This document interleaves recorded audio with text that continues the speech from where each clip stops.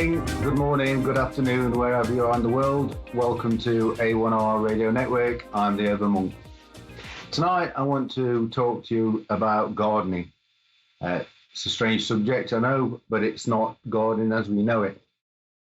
Back in 2018, pre-2018, I was a narcissist and ended up with 3 very serious failed relationships. And the reason for that, as I found looking into the now and being present, looking at how the brain works, looking at how the universe is connected with vibration and who we are and how we connect. I was in a very, very bad place in terms of being needy. And that's one of the prime things within a narcissist. It's all about them. It's all about yourself. It's all about you as the narcissist, or me in particular, as we're led by the egoic mind. The egoic mind is all about control. It's the little voice we listen to inside that tells us not to do something or to do something, purely and simply because it's a form of energy that, without identifying with the past or trying to control or worry about the future, it can't exist. So where does gardening come in? Well, in Buddhist theory, and if you read the Tao Te Ching within Taoism, we talk about our garden. When we talk about ourselves, we talk about coming home to ourselves. We talk about seeking the kingdom of heaven. The Bible says the kingdom of heaven is within us. So we need to first seek out ourselves. We need to think love and positivity and gratitude, specifically gratitude. You know, we can all sit at home worrying about our situation, but be grateful. Be grateful that we're alive. Be grateful that things are happening as they should. And try not to learn or catastrophize about those things.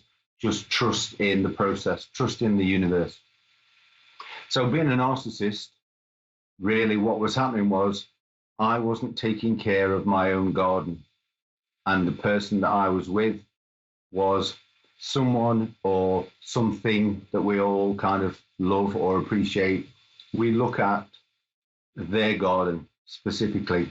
And when that garden in the other person is attractive, it gels with who we are and what we want to be.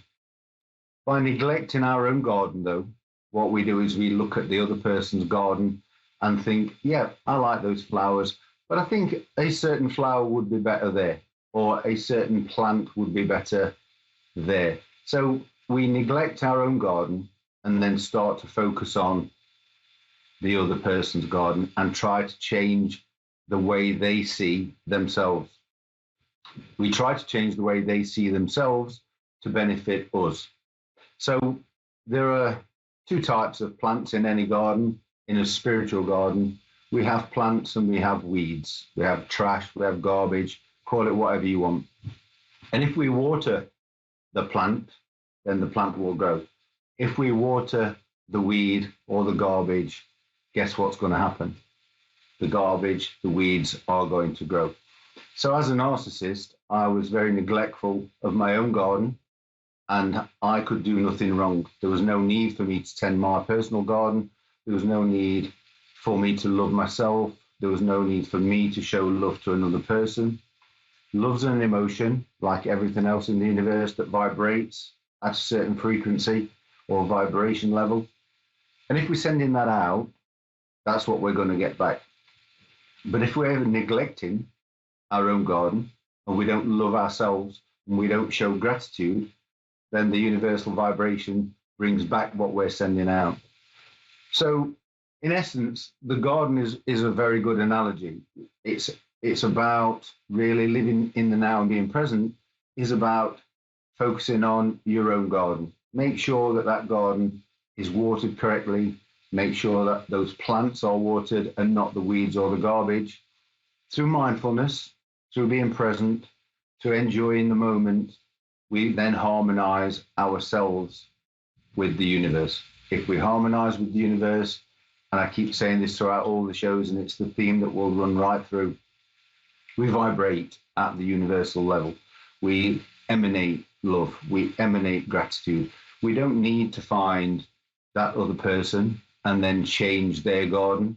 And it's what we do, because I like roses, so I want the person that I'm with to get rid of the daffodils or the geraniums and replace them with roses, because that pleases me.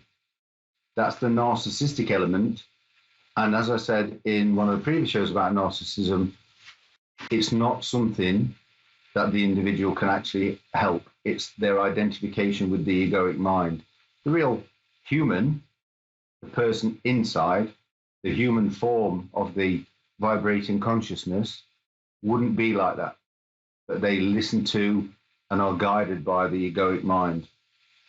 There's no need for that. It's very difficult to stop, but it can be done, and it's done by thought. So the thoughts we have create the vibrations that resonate with a certain frequency. And as I spoke last week, a certain frequency vibrates down here, another one vibrates up here.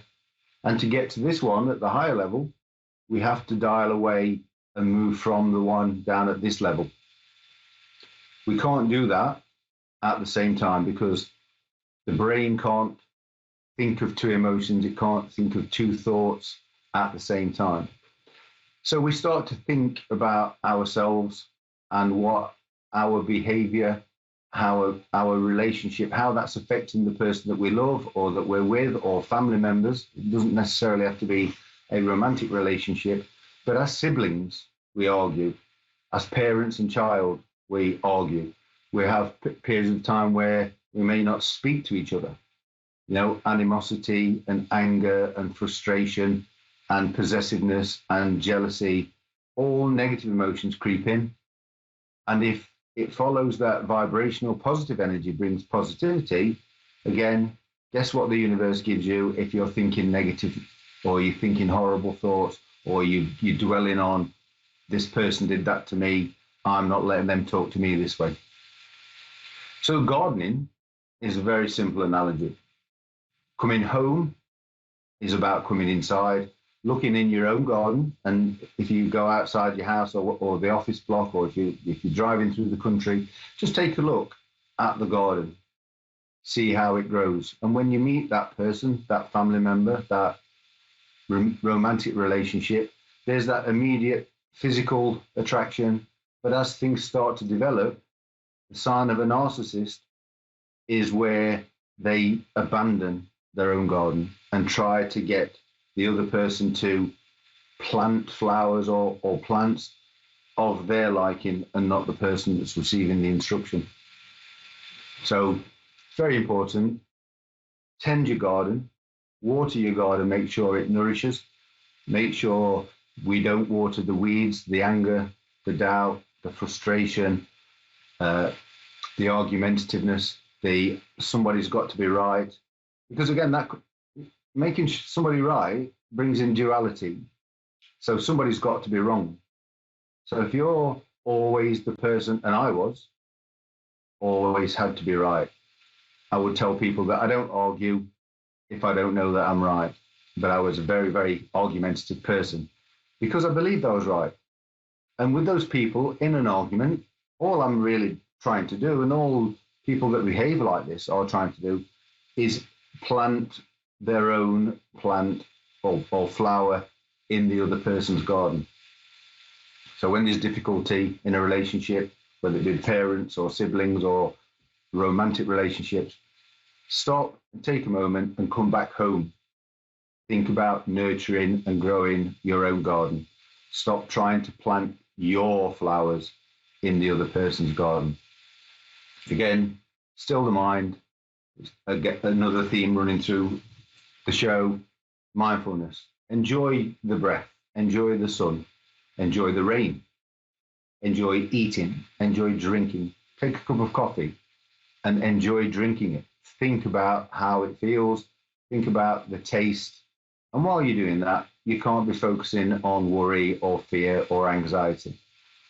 It's very, very simple in terms of just stop, take a moment, think about what you're doing, and don't try and force your plants into someone else's garden.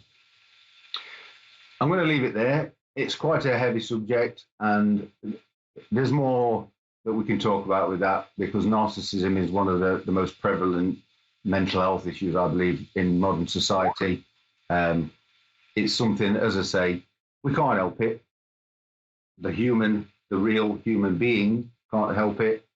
They're allowing themselves to be guided by the egoic mind. So take time, look at the other person, identify whether they're trying to get you to grow flowers or plants that you don't want. It's a case of coaxing and talking. But first of all, most importantly, come home yourself, tend to your own garden, make sure that you have love and generosity and appreciation. Tell people you love them. Make sure that they understand where you're coming from, understand that you have got their best interests at heart. But most of all, start by loving yourself. Come home. You need to love yourself. Seek ye first the kingdom of heaven, and the kingdom of heaven is within us. So it's been great talking to you guys. Catch me up on Long Road to Richmond, and I'll see you all next week. Have a great week. Take care. Bye-bye.